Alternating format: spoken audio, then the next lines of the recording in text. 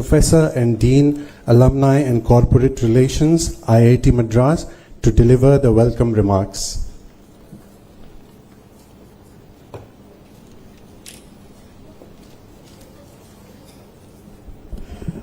Thank you very much. Good morning again, everyone. And on behalf of CII and on behalf of our task force, it gives me great pleasure to welcome the Honourable Minister, Shri Nara Lokesh, to this symposium. Sir, we have a bit of a conundrum that we are facing. On the one hand, we say 5 trillion economy and, all of these jobs that we are going to create and things like this. But on the other hand, currently I'm also the Dean of Alumni and Corporate Relations at IIT, so I go around talking to industry. And everyone says the same thing. They all have long faces and they say we're unable to find talent. Right? So this seems to be a little bit of a paradox. On the one hand, jobs are, we are creating more jobs. We have institutions like VIT, IIT and others. And on the other hand, people still complain that they're not able to find employable graduates. So I think that is the crux of the issue that we're trying to address through this conclave. Now, as we were coming up the elevator, I was just telling the Honourable Minister that he and I have something in common. We both went to Stanford. And I just completed my PhD when he entered for his MBA. But I think one of the things I think we should reflect upon is what can we do to create Stanford kind of institutions here? Whether it's an IIT Madras or an IIT Tirupati or a VIT Amravati, what do we need to do? And I'd love to hear your reflections also on what you felt were some of the secret sauces behind the Stanford experience. But there are a few things that came to my mind. One is, as I'm sure you will agree, when you look at the student body, they're very diverse and multi-talented. People were good at many things that contributed to that university occupying pride of place. Second is you had this amazing group of faculty who were just dreaming and imagining wonderful things, and they brought a lot of that into academic fields. And I think that sort of was one thing that contributed to that university occupying pride of place. Second is you had this amazing group of faculty who were just dreaming and imagining wonderful things, and they brought a lot of that into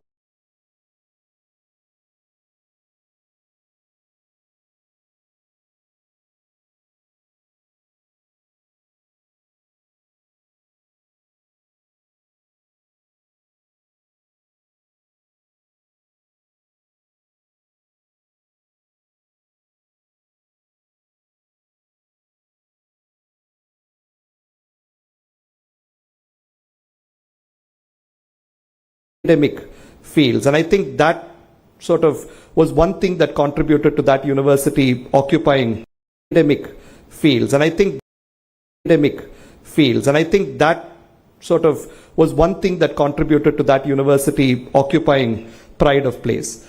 Second is you had this amazing group of faculty who were just dreaming and imagining wonderful things, and they brought a lot of that into. What must we change? What must we preserve? And how do you prepare our youth, not just for jobs, but the future itself? Last year I met an alumni in the US. I was speaking to one of our alumni there, a brilliant engineer who graduated 20 years back, now working in a multinational company in the US. He said, the quality of work of Indian offshore team has declined so sharply that the cost of rework and correction often outweighs the savings from outsourcing to India. The trust in Indian graduates, he said, is slowly eroding. It is a wake-up call, a reminder that the global respect India earned through excellence must never be taken granted. Next example, a close friend of mine, who is head of a department in medical college, recently expressed his helplessness. Students, he said, are focused on cracking postgraduate exams that are not attending classes regularly. Unlike earlier, generations of medical students would study every page of the human textbook with dedication.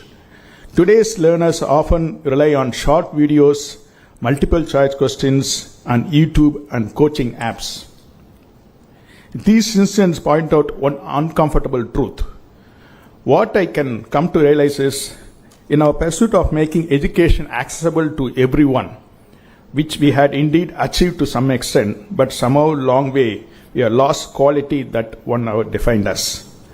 Today, we often hear from the industry, things are just not made the way it used to be, where its products, services, or even professional competency and craftsmanship we are once proud to be fading. In a rush to expand, we have perhaps forgotten the excellence, not just education, it truly builds a nation. Mediocrity has become normalcy. This needs to be changed. Our country traditionally known for excellence in whatever we did and built.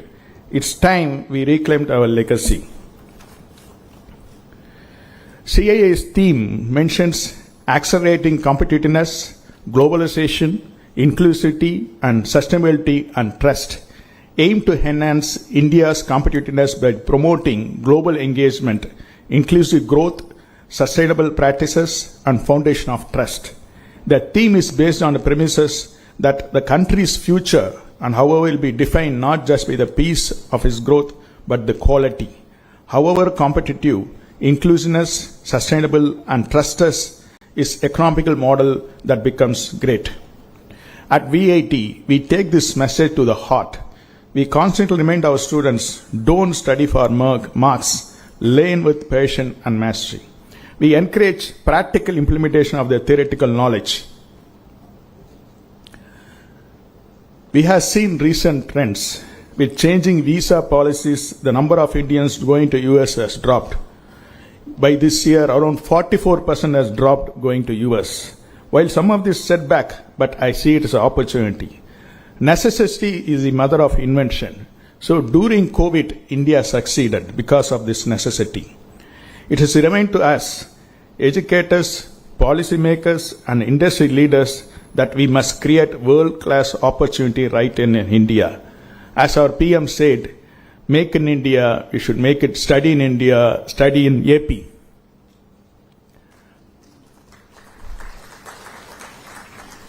To achieve 5 months, every startup we nurture, every idea we fund, every innovation we encourage, contributes directly to the Indian economy and social transformation. The new magic word, AI, I want to see AI in a different angle. And finally, we cannot talk about future of higher education without addressing artificial intelligence. Yes, AI can make more efficient, but over-dependency can make us intellectually weaker. I often notice even a simple student request letter today identical. Why? Because of ChatGPT. Human civilization has progressed because every generation dared to push the limits of its thinking.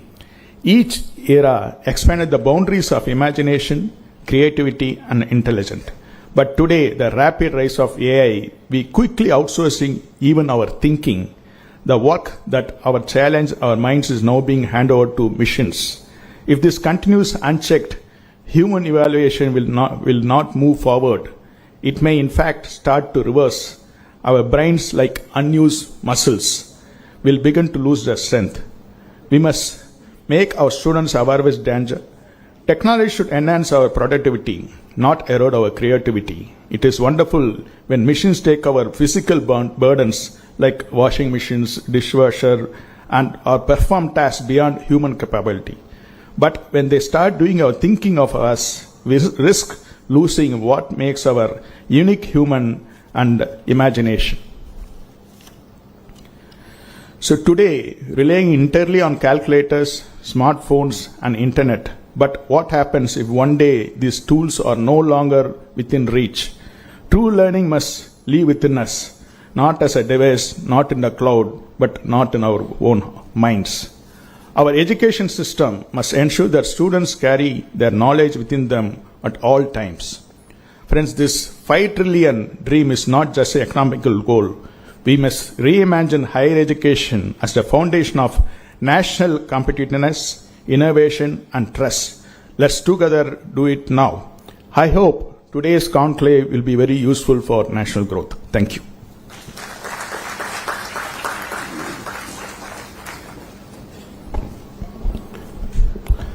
Thank you, Dr. Silvam, for setting the tone for today's discussion and for that thoughtful and inspiring speech. Moving ahead, we are privileged to have with us Mr. Philip Asmus, founder and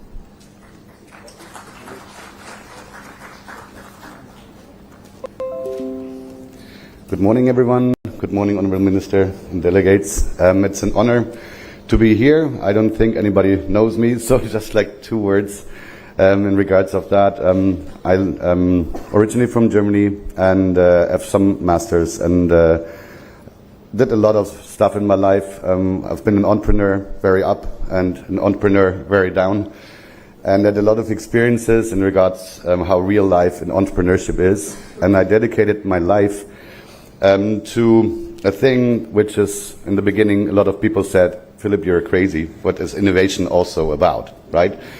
So reimagining education is one thing. You need education in order to create innovation. And when you monetize on innovation and have the impact as well, you can put something back in order to have more education, to democratize education as well. Not everybody has access to it, as we all know. So we started here in this university, Mr. Rajvangapandu reminded me, in December 23. So, and out of that, we created, out of innovation, 134 companies out of innovation out of India. Because what we do is, with a value, by the way, with like more than $1.5 billion. So this is wonderful. And the journey, what we started 1.5 years ago, is about the following. If you look at the numbers in innovation and the actual outcome is, in my opinion, somehow devastating, right? 3 to 4% of all innovation globally get funding. We know the numbers 90 to 99% up to fail.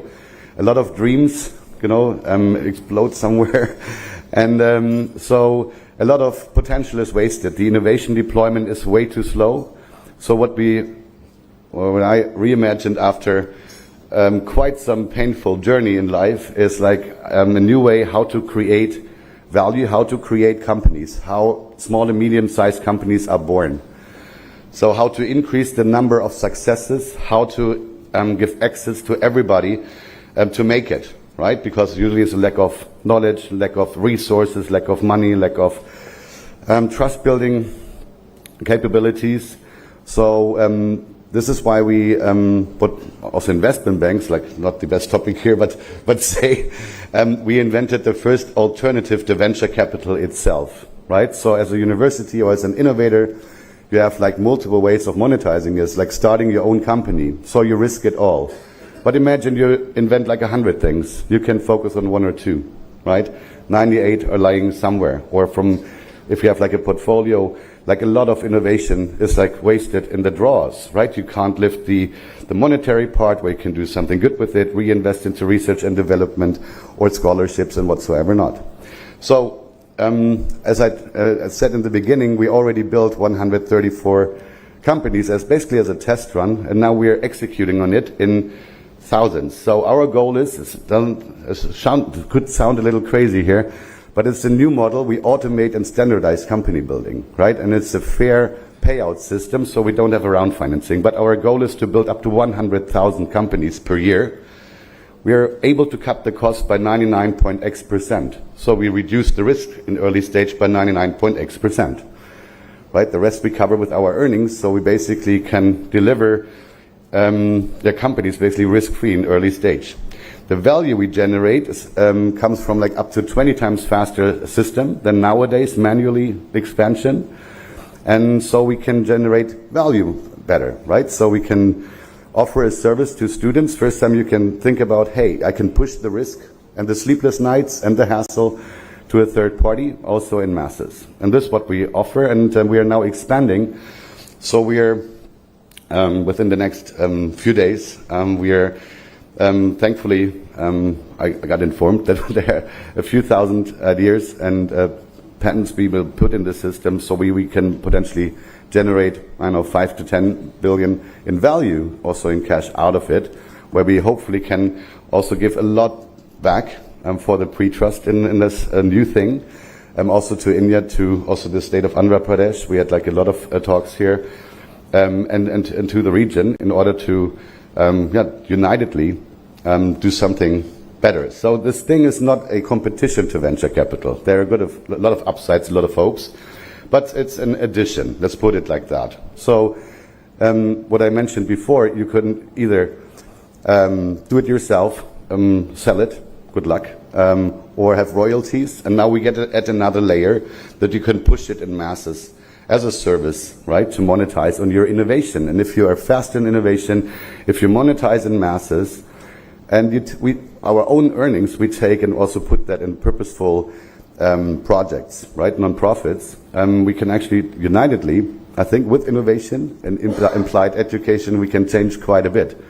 So everybody has the same chances. We generate jobs. We expect up to 50 million jobs per year out of that program, right? So I'm talking also internationally to a lot of governments, and basically it's an interesting discussion, like how many jobs do you want to have? So we can create basically a new type of company, small and medium-sized enterprises, on a date or a certain time frame, right? And this is an interesting discussion, and this is basically on a fixed price, and everybody wins. So it's not on the shoulders of the academic side or innovators, because nowadays they usually don't earn that much. It's usually the bigger money who gets the biggest pie, and the academic side, the brains behind it, or you're sitting here, usually has like a small pie in the end. And it's also one thing we want to change. So thank you for listening just for a few minutes here.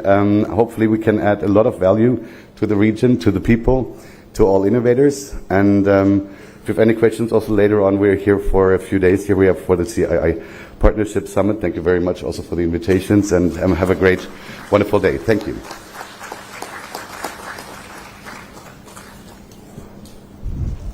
Thank you, Mr. Asmus, for that inspiring and very encouraging speech. Next, I would like to invite Professor K. Ratna Sheelamani, Vice Chairperson, Andhra Pradesh State Council of Higher Education, Government of Andhra Pradesh, for this special address.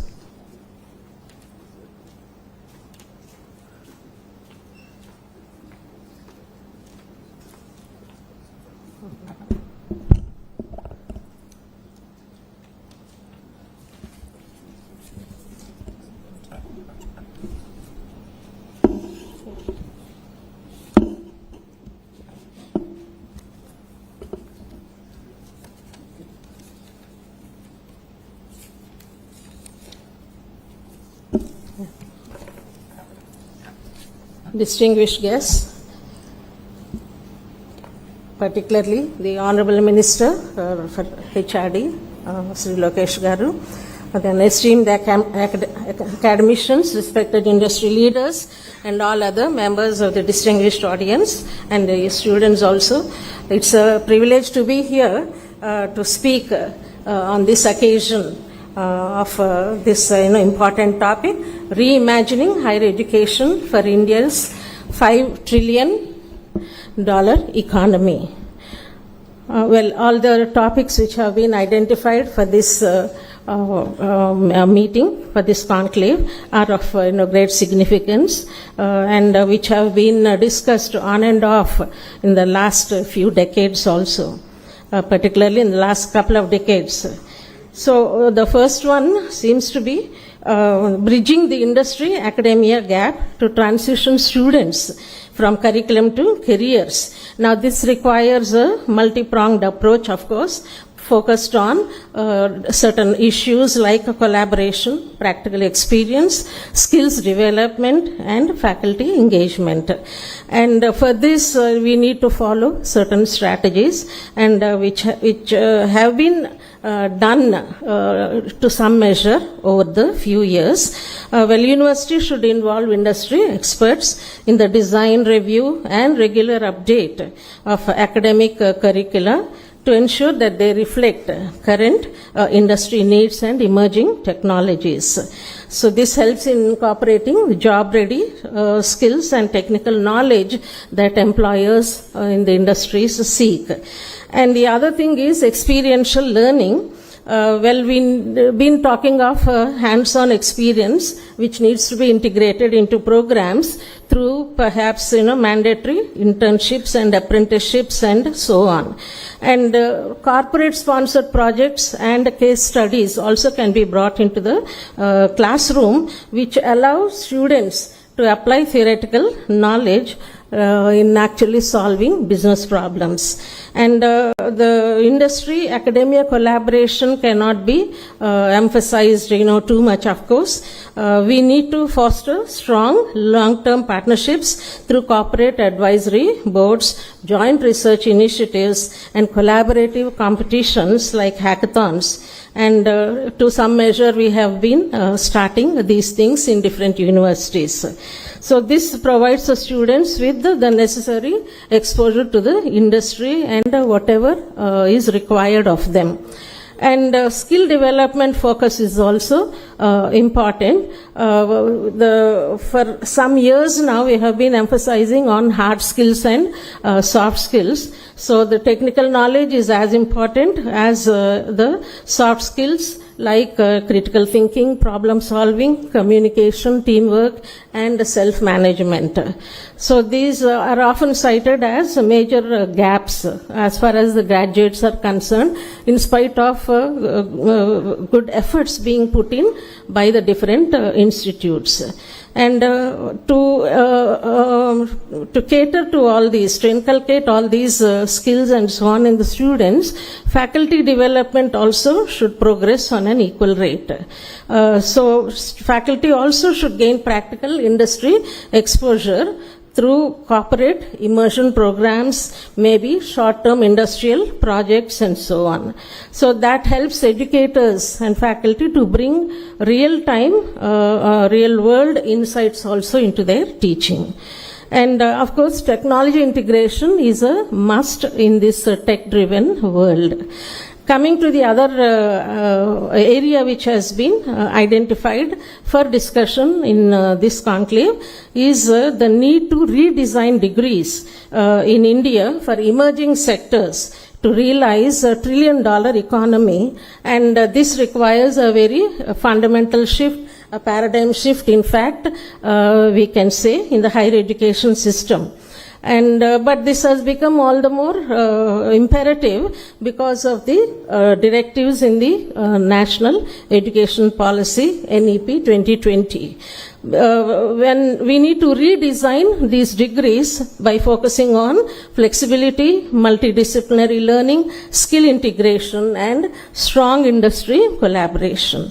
So when we have multidisciplinary and flexible curricula, I think we have to move towards holistic education, and rigid compartmentalization between different disciplines. For example, arts versus science, etc., cannot survive in today's world.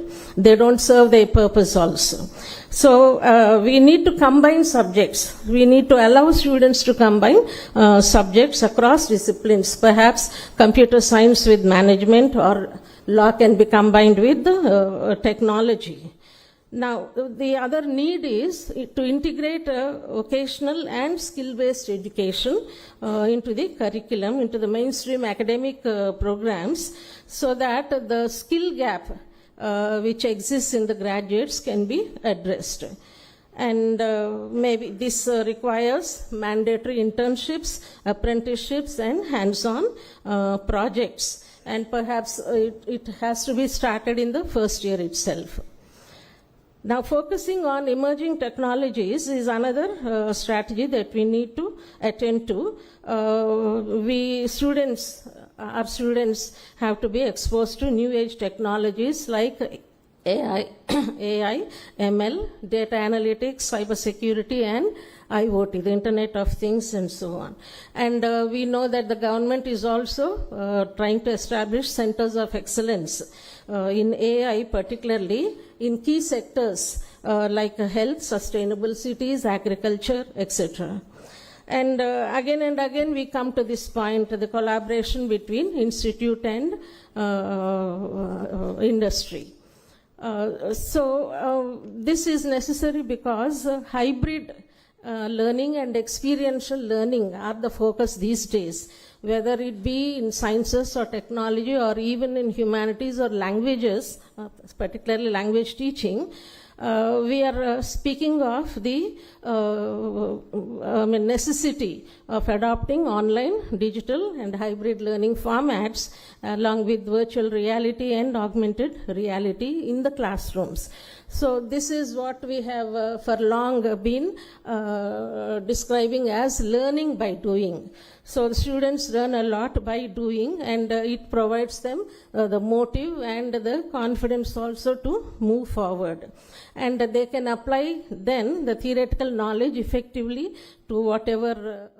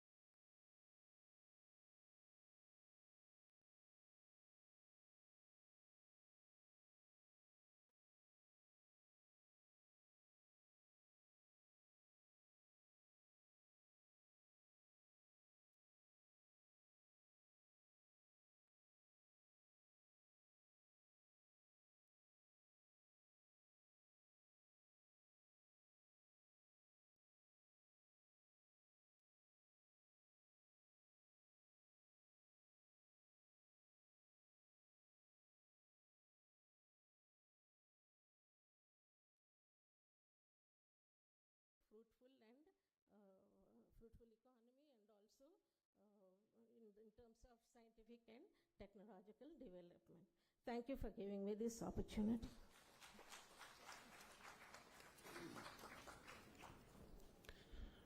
Thank you, Professor, for your informed, comprehensive perspective. And now, ladies and gentlemen, the moment we have all been waiting for, it is our privilege to welcome the chief guest for this inaugural session, Sri Nara Lokesh, Honorable Minister for Human Resources Development, IT, Electronics and Communication, and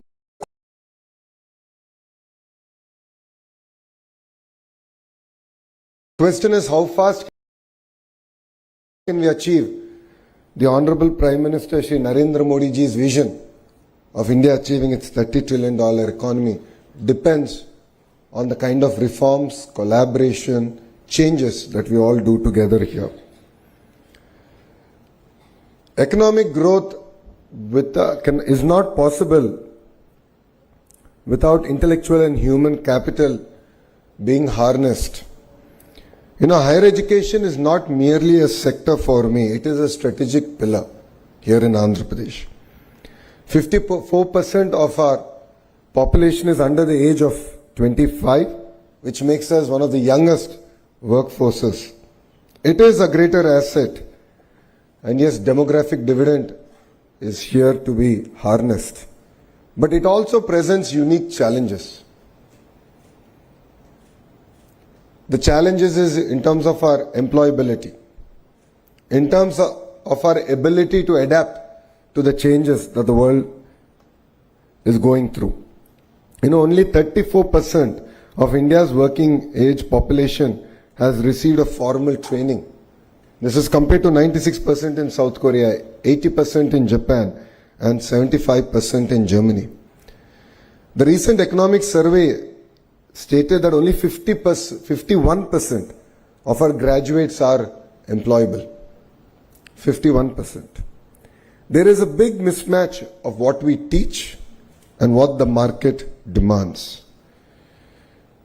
To be fair, in our current higher educational institutions, we are not able to provide any gainful employment even after 3 to 4 years of formal training. Whilst youngsters go to Amirpet and within 4 to 6 months of training, they are able to find a job. So I truly believe that fundamental transformation, not correction, transformation is required in higher education. We must move from degree acquisition to skill activation. We can draw a lot of examples from across the world. Dr. Ashwini ji just mentioned about Stanford University and asked me to explain why Stanford has fostered innovation. To be fair, it's a very old institution. It has built itself organically. But the most important thing is the ability of the institution to transform itself, to adapt to changes around itself. And when I went to Stanford, I was part of the old curriculum at the Graduate School of Business. I was literally the last batch of the old curriculum. And Brahmni, my wife, is also Stanford MBA. She was part of the new curriculum. And there's so much of sea change between the curriculum, the approach, that even universities have to start transforming themselves. Otherwise, they become irrelevant. Professor Ratnaji just mentioned about public universities. So that is my concern. Public universities also should transform themselves. They should be led by best in industry to drive changes. Only then, academia and industry. Lot has been discussed today about it. But it's very, very important that we accelerate reforms. So APSHI, Vice Chair, is here. All the thought leaders are here in this room. What is important is pace, speed at which we bring in the change. We must accelerate reforms through dynamic curriculum updates, structured internships, mentor and career guidance ecosystem, and faculty immersion programs. You know, this is not merely a luxury, this is need of the hour, this is necessity for India. As all of you are aware, there has been a change in the government in the 16 months back. And the Honorable Chief Minister signed one of his first GO, which was skill census. And the idea was, how do you assess the citizens across various trades? And then what kind of skill intervention we should provide? As leaders have said, Mr. Naidu is a visionary. He always looks ahead of the time. And then he leaves execution to youngsters like me. We tried skill census in its traditional census format in my own constituency, Mangalgiri, and we failed miserably. We were unable to assess across the various trades that today people are gainfully employed. And that is where we have just launched an initiative called Naipunyam. And Naipunyam is not merely a supply-demand aggregator of jobs, but it is a platform to assess skills across any trade available. And that is where AI has really come to help us. So you're an AC mechanic or a two-wheeler mechanic to an AI engineer, you will be assessed using AI, and we will be able to give you clear skill interventions, including training, so on and so forth, to help you upgrade. You know, our youth is globally recognized for their adaptability, discipline. And to be fair, Andhra Pradesh has led the revolution of IT from the front. And that is why if you look at all the major global institutes and companies are all headed by people from the 2 Telugu-speaking states. You know, we have great institutions now in Andhra Pradesh, including WIT, the IIT Tirupati, IIM Visakhapatnam, and of course our public universities are going through their own transformative phases. But what makes it even more exciting is Andhra Pradesh has positioned itself for the next generation of jobs, next generation of startups. It could be in data, it could be in quantum, it could be in innovation. Andhra Pradesh will lead from the front. Drawing from the inspiration of our Honorable Prime Minister, we have created our own vision 2047 called Swarnandhra. It is to achieve a $2.4 trillion economy here in Andhra Pradesh by 2047. And to all the youngsters here, because you will definitely see this vision happen, you will see 2047. Take it from me, we won't need that much time here in Andhra Pradesh to deliver our target. I believe that there are 5 transformation pillars that are very, very important for us to achieve it. One is curriculum to careers. It's very, very important to shift from textbook learning to competency-based problem-solving education. And every syllabus must be co-designed by industry to be measured against employability outcomes. Professor Ratnaji explained that industry apathy is there. I don't necessarily agree with her. The titans of industry have very limited time. We as a state have to be proactive. We have to deliver on the speed. We shouldn't waste their time. Only then will they be willing to invest time to help us transform our entire curriculum. So APSHI should work even harder than they are, including the chairperson, to involve the industry in terms of bringing in the requirements, changes to the curriculum. Research and innovation is the second pillar. Each university COE must host incubators, patents and startup hubs. It's very, very important that we also tie up with other global universities. I've had an opportunity to be to Australia. Recently I visited quite a few universities in a very short time I was there. It's fascinating to see the kind of research that's happening there and how each university over a period of time has developed deep understanding and deep research in a sector. So a great example of this is a New South Wales University, which is, while it offers courses across sectors, their specialization is in solar cell.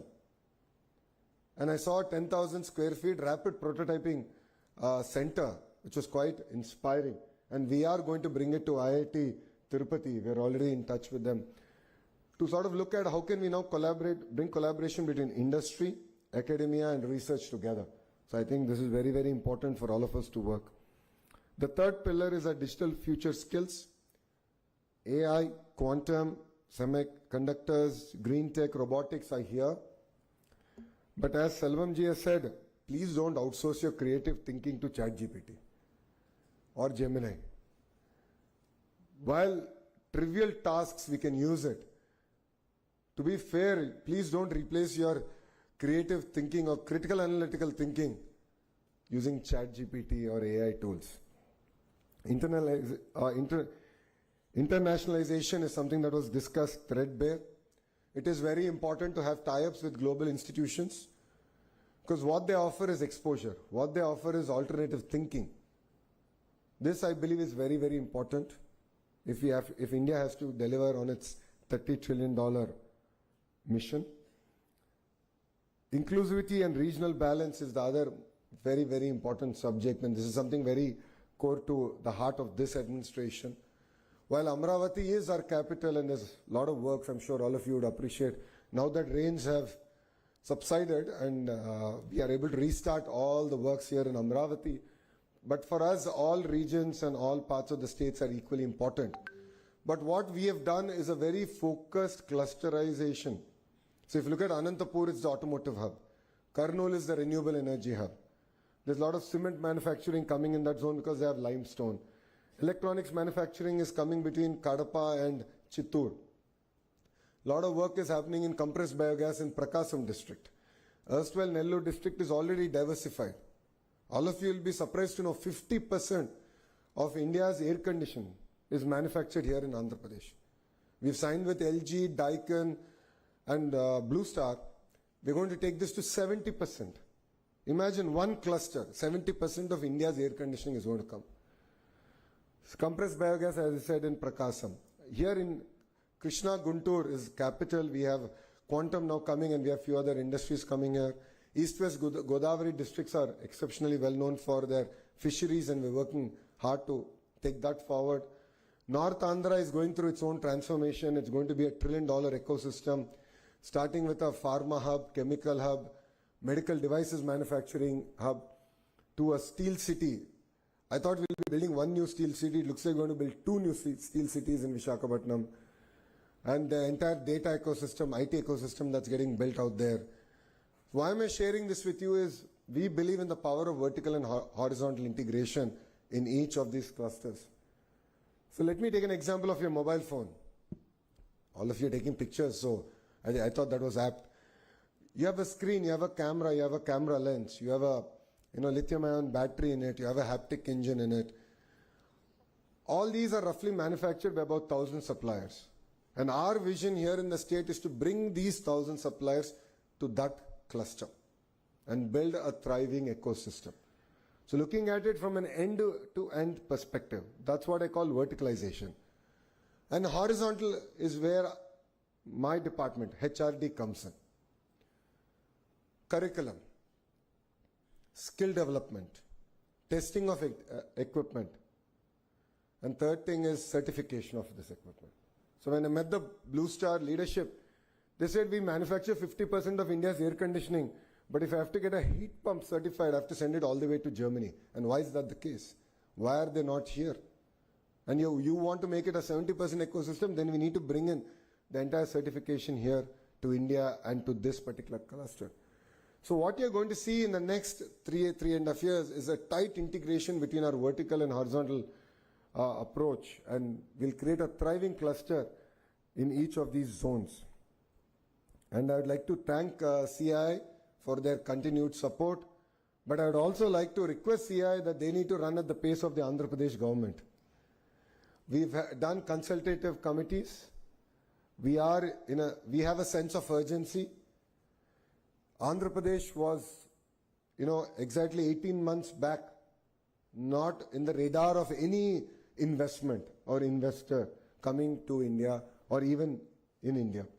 But today we have attracted close to $120 billion worth of investments already. And the partnership summit that we're hosting 14th, 15th in Visakhapatnam, we're hoping to close another $120 billion investment.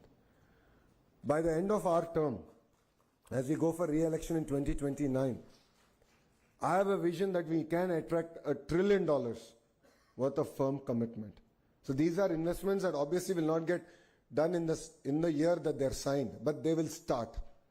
So if you look at ArcelorMittal project, it takes 7 years for all 3 phases to be implemented, but $15 billion will get invested in that project. If you look at the Google Data City, it's $15 billion that will get invested in 3 years.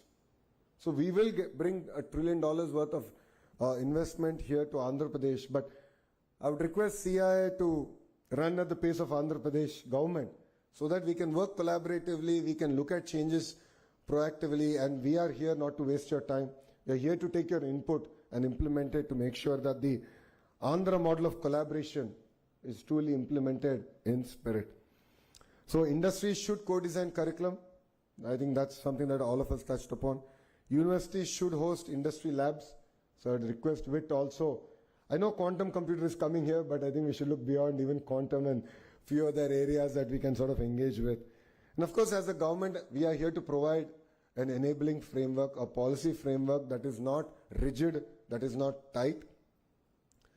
Madam Ratnaji did mention the importance of cross collaboration, humanities working with computer science. I agree with Madam because I am a product of it.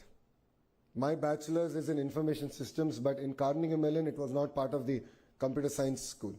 It was part of humanities and social science. So where 50% of our curriculum was about managing people, projects, execution, timelines, and 50% was only on technical programming, coding, and so on and so forth. So I think we have to, as state, as APSHI, we have to be a lot more flexible, lot more proactive. Our policies have to be very, very proactive to ensure that this kind of collaboration can actually be achieved. And yes, together with all the youngsters in this room, we will make India proud. And honestly, I'm tired of hearing about Beijing, Shenzhen, Tianjin. It is time to hear about India's models. We have a gift city, we have Amravati, we have our own models that will thrive over the next decade. And together, all of us here can make it a reality. If we have to achieve this, if you have to make this a reality, the most important thing that all of you need to have is fire in your belly. You need to have it. As a government, we will provide the framework. As educationalists here, they will provide world-class education here. Skill development will be provided. But one thing we cannot give is fire in your belly. You need to have it. You need to set tall goals. And you need to go chase those tall goals. When this government came in, we didn't expect to achieve $120 billion worth of investments in such a short time. To be fair, that is equal to the investments in the last 10 years of Andhra Pradesh history. Last 10 years. But then we are not happy. We said we can do even better, we can do even more. And that is why we're chasing it. That's because we have fire in our belly, and it's important that you have fire in your belly. And dream big. People around you will laugh. People around you will make fun. But if you don't dream, you really cannot achieve what you want to achieve. If we don't dream, we cannot make India a developed nation. So dream big, but then care to achieve. You have to be meticulous, you have to focus on your execution and ensure you put in the time that is required to deliver it. And honestly, life is not a destination, it's a journey. It's important that we constantly learn. You constantly expose yourself globally on what's happening. Enrich your knowledge, work together and build a collaborative environment. And life is never a straight line. The highs are very high, the lows are very low. If there's anyone who's gone through it, it is me. In 2019, when I contested in my constituency, which my party only won in 1985, I lost. A lot of people made fun of me, but I didn't care. I said my goal is set. I am going to go about achieving it. 5 years I worked hard. I didn't leave it. I refused to accept defeat. And 2024, I won it with one of the highest majority in Andhra Pradesh history. Life is not fair, but then keep at it. Only if you work hard, you can achieve the targets that you set yourself out to achieve. And Partnership Summit is one forum. I know that quite a few partners here are coming. We should engage, we should exchange ideas. And definitely my goal is very simple. Strong states is strong nation. When states compete, India wins. So we will compete with Tamil Nadu, Karnataka, Telangana and all other states, including Gujarat. And I'm sure India as a country will win. And the most important thing, I would like to request APSHI, WIT, to all our partners here, that speed is of the essence. It's no longer about big versus small. It's about slow versus fast. Today, Andhra Pradesh is able to ground so many projects. It's sheerly because we take it upon ourselves to ensure that speed is delivered. Only then we can achieve what we want to achieve. I know that curriculum changes are not easy. I know that there's always will be a lot of resistance. But I would like to request the titans of the academia also to approach the subject with open mind.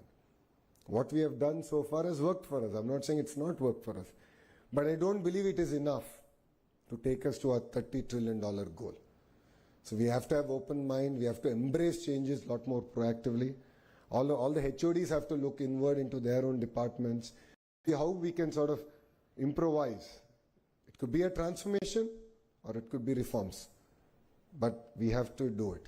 There's no second thought about it. So I request all of you to embrace speed and definitely make Andhra Pradesh proud.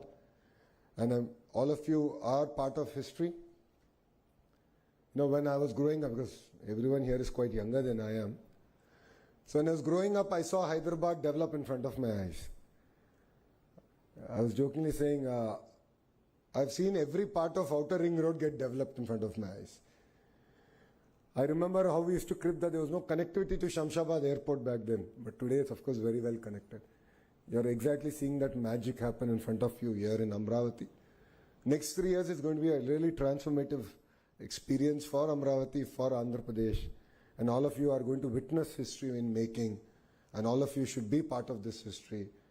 You should look at starting companies. You should look at nurturing things. Embracing opportunities that the great state of Andhra Pradesh is going to give you. So thank you very much. Thank you very much for having me here. And I look forward to more interactions. Next time around, I would love to interact with students, understand their aspirations, their expectations. And I'll bring my entire APSHI here. They will also have to understand because I keep telling them they're yet to catch up to my speed. So they need to come in front of students. I think then they'll be able to appreciate the hunger, the fire in the belly that our children have.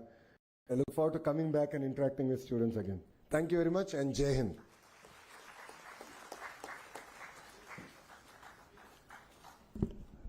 Thank you so much, sir, for the inspiring address and your visionary outlook on strengthening the education ecosystem to align with Andhra Pradesh and India's economic ambitions.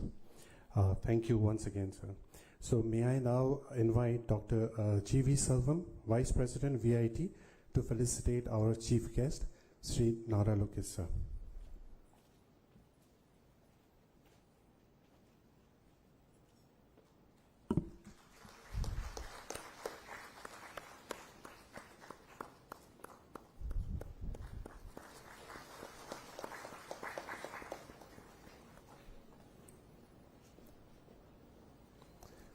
Thank you, sir. To conclude the inaugural session, I now invite Mr. Saranam Narendra Kumar, Vice Chairman, CII, Andhra Pradesh, and Executive Director, Apex Solutions Limited, to deliver the concluding remark.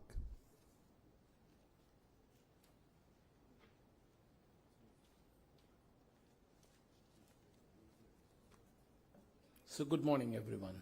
It's always difficult to grab the attention after a fantastic speech by our Honorable Minister, but still I'll do my part here.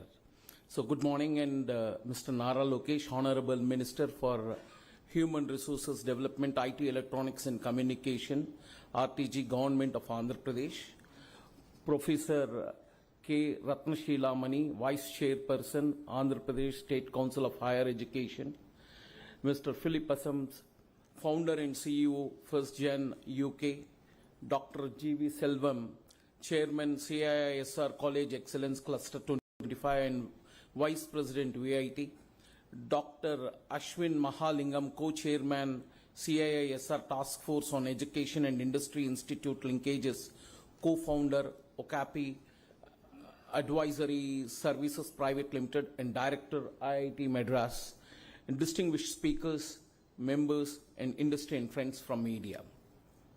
Ladies and gentlemen, as we conclude the inaugural session and step into an enrich with newer ideas, insights and forward-looking conversation, it is essential and pivotal. The higher education plays a vital role to become a $5 trillion economy. As our minister just now mentioned, that we need to be a $30 trillion economy by 2047. That is the mission for Viksit Bharat 2047. Along with that, and AP wants to be at $2.4 trillion economy, and we want to march along with the national guidelines. And today's our discussion is going to be on bridging the industry-academia gap, readdressing the degrees for emerging sectors, and higher education and internationalization. Will explore how our education system and ecosystem can become the true engine for our national progress. So I would like to mention a few of my experiences here. So since how the ecosystem to be transferred. In one of the meeting, so I was talking to Rajiv Chandrasekhar ji. He was mentioning now the industries and all coming up where the metros are there, where the infrastructure is very well established.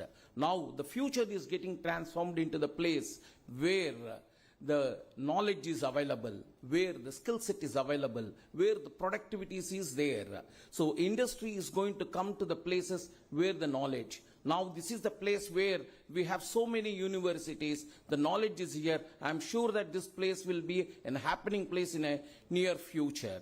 And apart from this, in one of our discussion, Mr. Bhatia, Apple CEO, when I was talking to him about how the production expansion is going on, he mentioned very clearly they have been in this industry in India, the manufacturing, because of this production linked incentive schemes. When the schemes is not there, then they are not ready to be here in India. The reason behind it is the right kind of a manpower, right kind of a skill set, it's not available, and we are far, far below than the expected productivity from the international standard. As well as the training the manpower, it is a cost, in fact. Once the people comes out from the colleges, and those they are not ready to deployable in the manufacturing. The reason is there is a big gap in it. In fact, India's demographic dividend gives us an extraordinary edge, but also a profound responsibility. Our education system must evolve to become more practical, industry aligned, and global connected, ensuring every graduate is prepared for a rapid transforming world. So, if you look at into Andhra Pradesh, it's standing tall across all other Indian states. The gross enrollment registry of ratio is 36.8% when comparing with the national averages, but we need to do a lot of catching up to be done to meet the international standards. To do that, so we need to come up with a proper reforms and integrate the same with AI, digital skills and entrepreneurship and initiative that empower women and rural youth are shaping a more inclusive and future-ready academic landscape. So the current landscape of Andhra Pradesh, if you look at it, Andhra Pradesh is hosting closer to 2,600 higher educational institutions, out of which 47 universities are there and 321 engineering colleges. All put together, we have been producing closer to 1.4 lakh engineers every year, or they are employable. As our minister just told that 51% is our employability, but my research saying that it is 45%, but still that's good enough, so 45. So, but still we need to do a lot here to increase our employability, what to be done and how it has to be done, etc. And what AP is required by 2030, AP is required closer to 1.2 million skilled professionals. So where they're going to work, how they are going to work. As in the previous speech, the minister told very clearly already $120 billion is already landed, and another $120 billion is going to get signed on 14th and 15th. All these people are going to work in those industries subject to, if they have the capability, if they have a potential to do it, if they have an innovation and creativity to think further, to move ahead on this. In fact, so I did a little research on particular thing. If you look into I have just compared, I've taken two timelines. One is pre-COVID, the other one is a post-COVID. So the salaries for the non-engineering people, especially for the helping, the helpers, drivers, odd jobs, masons, etc. What is their salary? And what is the salary of an engineer in post-COVID and pre-COVID? If you look into it, so there is a predominant growth in the odd job. There is 75 to 80% growth in the salaries of the employees, those who are doing an odd job. When we look into an engineers, I'm sorry to say this, the salaries got stagnated. It is close to 3 lakh rupees. It is there previously 3 lakh per annum, that means 25,000 per month. Still today, the same salaries are prevailing. It is time to think about it. So why these salaries got stagnated? What happens here? If you want to grow $30 trillion economy, whether the salary levels at 25,000 is enough to grow at that pace, to get 7 to 8% GDP growth, is that enough to do it? So our per capita income should grow up and our salary should move up. Then only the $30 trillion economy objectives can be achieved here. So the industry academia gap is persist, and curriculum must better reflect modern skill demands such as AI, IoT, robotics and cyber security. Research output remains modest, calling for a shift from teaching focused to innovation driven institution. So far we've been focusing on teaching. So we want a innovation driven institutions. Faculty development is uneven and digital access needs strengthening, and global exposure for learned must expand. So now to creating this curriculum, modernizing the curriculum, skill development and apprenticeship at scale, CII would like to act as a catalyst, would help the universities. I heard from the madam that industry doesn't have the time to create it. Certainly we try to create that space, and we'll do that, madam. You please put across to us this particular one. So the future of Andhra Pradesh will be shaped not only in factories, it will be shaped in the classrooms and laboratories where young minds learn to imagine, design and lead. Let us commit to building the ecosystem that is future ready, globally competitive and deeply innovative. Before we close, I extend my heartfelt gratitude to all those who have joined us this morning. So Honorable Minister, Mr. Nara Lokesh Garu, so we have very well taken, sir, the $30 trillion economy by 2047 and 2.4 trillion from Andhra Pradesh side. The importance of human capital has been taken into consideration, and 5 pillars of transformation, this university, the bridging the gap is very well taken, sir. And the next thing is Professor K. Ratnashila Mana, Vice Chairperson, Apache. Thank you for your valuable presence, madam. How modern approach and dual dominant degrees will help the industry as well as these institutions. Very well taken. And Mr. Philip Asalam, founder, First Gen UK, our sincere appreciation for your participation, sir. And Dr. G.V. Selvam and Dr. Ashwin Mahalingam, thank you for your leadership and continuous support. And a special note to thanks to our distinguished speakers, panelists, and our partners. Event partner, VIT Vellore Institute of Technology. Associate partners, JPR University and Tyagarajan College of Engineering. Supporting partner, ICD Academy. As Andhra Pradesh is hosting the CII 30th Partnership Summit in Visakhapatnam for tomorrow, day after, 14th and 15th November. It's a marquee platform championed by Mr. Nara Lokesh Garu. and pivotal for attracting large-scale investment. He's already mentioned 120 is landed, 120 is going to get landed. He's very confident on it and generating new jobs. Today's discussion gain even greater relevance and urgency. So, wishing you all productive and engaging conference ahead. So, please join us for the networking tree, and we will reassemble again here in next 15 to 20 minutes. Thank you very much. Thank you so much, sir. Ladies and gentlemen, that brings us to the close of the inaugural session of the CIS Southern Region Higher Education Conclave 2025. We extend our heartfelt thanks to all our dignitaries for sharing their valuable insight. Before we let you go, dear guests, dignitaries on the dais, I would request you to please stand up for a group photo.